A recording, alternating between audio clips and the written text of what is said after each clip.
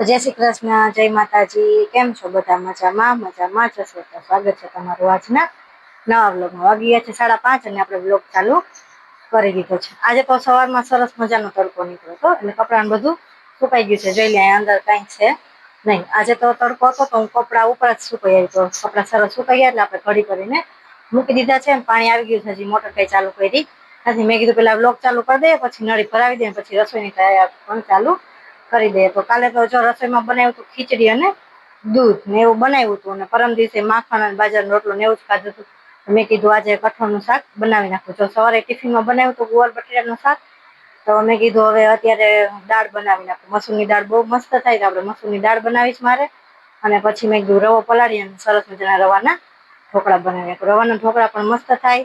તમે બધા કેવી રીતે બનાવો છો કોમેન્ટ કરીને કહેજો. તમે બીજી વાર એવી રીતે બનાવશો. તો સારું, ચાલો હવે તમે બ્લોગ આગળ જોતા રહેજો. મેં કરી દીધી છે મોટર ચાલુ, તો ઉપર ટાંકો ભરાય છે. અહીંયા લઈ લીધો છે આપણે રવો. રવો લઈ લીધો છે ને, જો છાશ મેં બનાવી નાખી, છાશ બનાવીને રાખી દીધી ફ્રીજમાં, ને એમાંથી કાઢી લીધો છે એક વાટકો ખાટી, શું કહેવાય, છાશ નથી કાઢી એટલે કે દહીં કાઢ્યું છે. પછી જો અત્યારે તો એક વાટકો દહીં નાખીશ, પછી જરૂર પડશે તો આપણે થોડી છાશ પણ નાખશું. તો જો અહીંયા મેં લઈ લીધો છે દહીં એક વાટકો, અને અહીંયા લઈ લીધો છે રવો. તો હવે આપણે આને આમાં નાખી દઈએ બધું.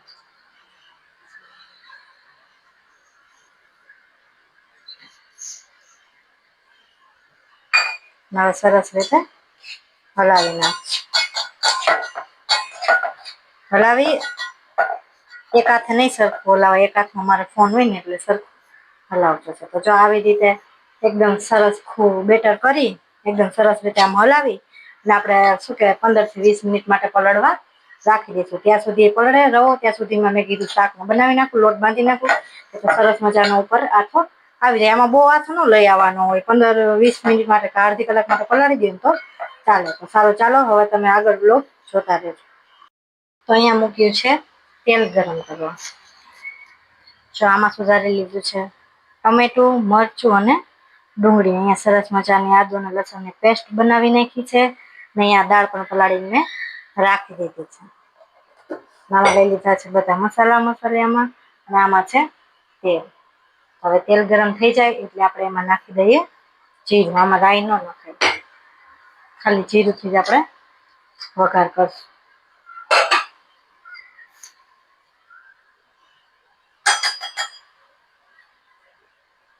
થોડુંક એવું નાખી દઈએ જીરું.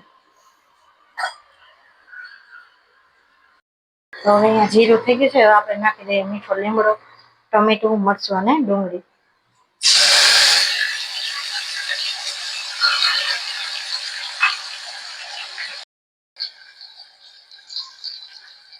હવે આને સરસ રીતે તેલમાં સાતળી લઈએ.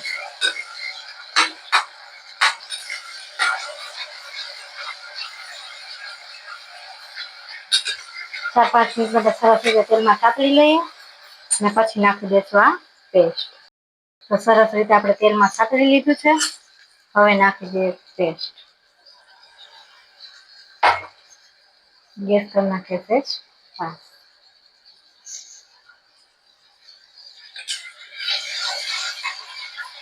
સરસ રીતે હલાવીએ.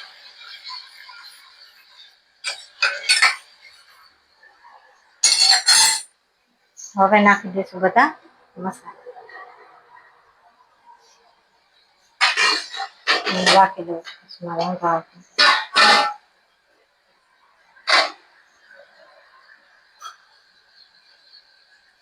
પેલા તો આપણે નાખી દઈશું હિંગ.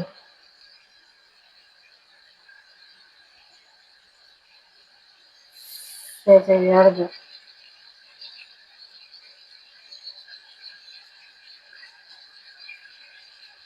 હવે નાખી દઈશું ધાણા.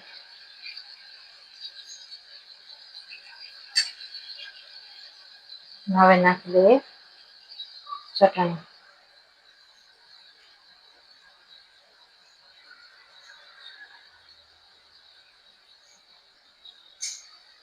સરસ બધું મિક્સ કરી.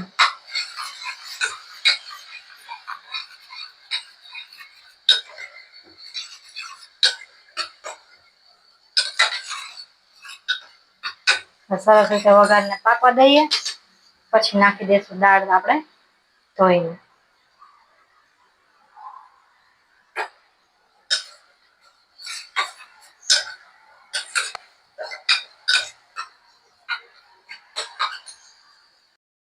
આપણો વઘાર જો મસ્ત રીતે પાકી ગયો છે, ઉપર તેલ આવી ગયું છે સરસ. હવે આપણે નાખી દઈએ દાળ.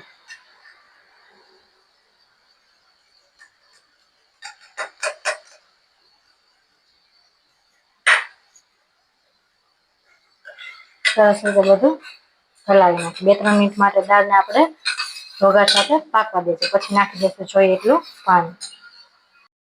હવે આપણે નાખી દઈએ પાણી. દાળ આપણે ક્યારની પલાળીને રાખી હતી, 3-4 સીટી થઈ જાય એટલે આપણે સરસ મજાની દાળ બની થઈ જશે તૈયાર. હવે કુકર કરી દઈએ બંધ.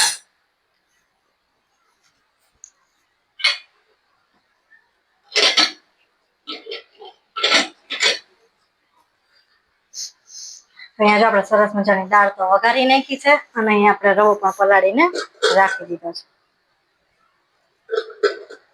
સરસ ખાટું દહીં હતું એટલે મસ્ત થશે. તો દાળ બની જાય ત્યાં સુધીમાં મેં કીધું પેલા લોટ બાંધી લો. લોટ બાંધીને પછી મૂકી દઉં ઢોકળા. તો તમે વ્લોગ આગળ જોતા રહેજો. નાખી છે આદુ અને મરચાની સરસ મજાની પેસ્ટ, અને આપણે અહીંયા રવો પલાળીને રાખ્યો છે એમાં નાખી દઈશું. ખાંડવામાં સહેજ મીઠું નાખ્યું હતું. જો મારી આંખ થઈ ગઈ છે લાલ, કારણ કે ખાંડતી હતી ને તો ડાયરેક્ટ આંખમાં જ ગયું છે મરચું. બળે છે બહુ, મોઢું ધોઈ નાખ્યું હતું ફટાફટ. મરચું આંખમાં જાય એટલે આંખ કેવી બળે, બહુ બળે સારું. હવે તો આપણે અહીંયા રવો પલાળીને રાખ્યો છે, એમાં નાખી દઈએ આદુ અને લસણ. લસણ શું, આદુ અને મરચાની પેસ્ટ. મીઠું તો આપણે આમાં જ નાખી દીધું હતું. હવે આ પછી આમાં નાખી દઈશું આપણે ઈનો કે ફૂલ સોડા. અહીંયા જો એક બાજુ શાક પણ બની થઈ ગયું છે તૈયાર, અને અહીંયા મેં મૂકી દીધું છે પાણી ઉકળવા માટે. અહીંયા પાણી ઉકળે છે. હવે આપણે આમાં આદુ લસણની પેસ્ટ નાખી દીધી છે, અને હવે આપણે આમાં લઈ લીધા છે ફૂલ સોડા. આ નખાય પણ ઈનો પણ નખાય, ઈનો નાખીએ તો પણ મસ્ત થાય. હવે જયુંને પછી વાર લાગે એમાં, એટલે ફૂલ સોડાથી કામ ચલાવી લઈએ. ફૂલ સોડા પણ ચાલે. તો જો અહીંયા આપણે પ્લેટ પણ લઈ લીધી છે, ધોઈને રાખી દીધી છે. સેજ આપણે આમાં લગાવી દઈએ તેલ. તેલ લગાવી લઈએ, પછી નાખી દઈએ બેટર. પેલા બેટરમાં આપણે ફૂલ સોડા નાખવાનો બાકી છે, પેલા ફૂલ સોડા નાખી દઈએ. પછી આમાં તેલ લગાવી અને પ્લેટ ભરી લઈએ, પછી મૂકી દઈએ આપણે સ્ટીમ થવા માટે. તો સારું, ચાલો હવે તમે આગળ જોતા રહેજો. અહીંયા લઈ લીધું છે આપણે તેલ, અને અહીંયા લઈ લીધું છે ખીચી. આનાથી લગાવી દઈએ તેલ, જેથી કરીને નીચે ચોટી ન જાય.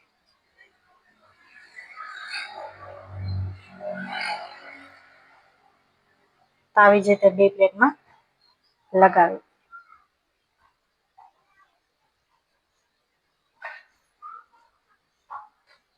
બે પ્લેટમાં જો સરસ રીતે તેલ લગાવી અને શું કહેવાય ફૂલ સોડા નાખી અને સરસ રીતે આપણે 2 પ્લેટમાં ભરી લીધી છે.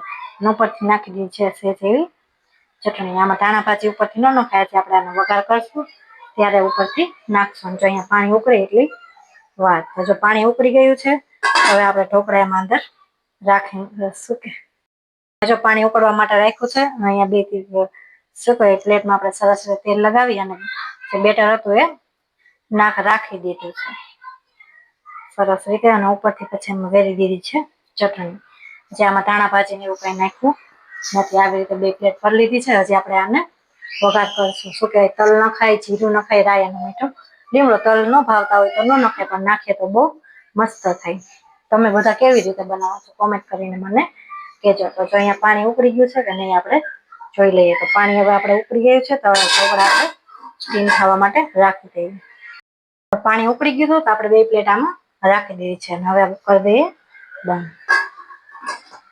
10 મિનિટ માટે જેવું થવા દઈએ, પછી આપણે ચેક કરશું થઈ ગયા છે કે નહીં. તો અહીંયા જો સરસ મજાના ઢોકળા બની થઈ ગયા છે તૈયાર. ને હવે આપણે કરી દઈએ બંધ. થોડીક વાર માટે આપણે આને ઠરવા દઈએ, ને પછી આપણે નાના નાના પીસ કરી નાખશું. થોડીક વાર પલળ ઠરે ને પછી ઉપરથી આપણે સરસ મજાનો વઘાર કરી નાખશું. સરસ મજાનો વઘાર કરી નાખીએ. જો અહીંયા પ્લેટમાંથી તમે કાઢીને રાખી દીધા. હવે નાખી દઈએ મીઠો લીમડો,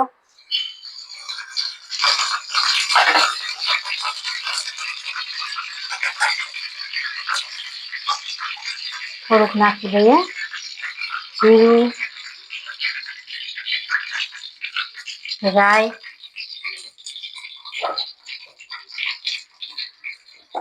થોડાક એવા નાખી દઈએ.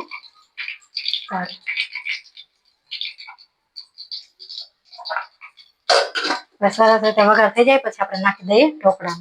રાઈ ને એકદમ ફૂટી જવા દઈએ. પછી રાઈ મોઢામાં આવે તો ન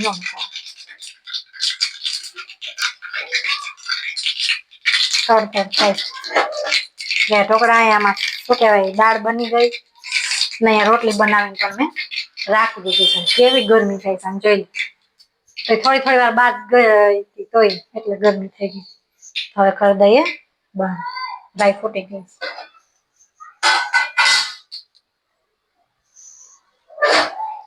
આપણે નાખી દઈએ ઢોકળા ઉપર.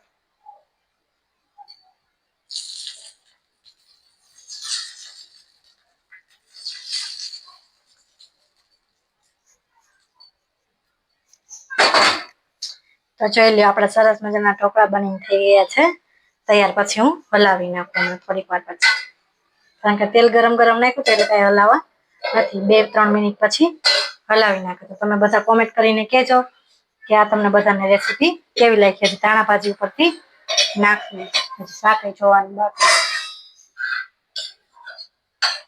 આમાં ધાણા ભાજી નાખવી છે. અહીં આપણે મસૂરની દાળનું શાક પણ બનીને થઈ ગયું છે તૈયાર. આજે એમાં ધાણા ભાજી નાખવી, ઓમાં નાખવી. હવે રસોઈ થઈ ગઈ છે બધી કમ્પ્લીટ. વરસાદ જો વંધાઈ રહ્યો, બહુ વંધાઈ રહ્યો એટલે વહેલી જ રસોઈ બનાવી લઈએ. તો સારું, ચાલો હવે તમે બ્લોગ આગળ જોતા રહેજો. બધા વારું કરવા જો. હા, શેની દાળનું શાક છે? મસૂરની દાળનું શાક, પછી ઢોકળા, પછી રોટલી, ઠંડી છાશ. તમારે બધાને વારું પાણી કરવા હોય તો પૂગ્યા હો અને અમારા વિડીયો સારા લાગતા હોય તો લાઈક, શેર ને સબસ્ક્રાઈબ કરવાનું ભૂલતા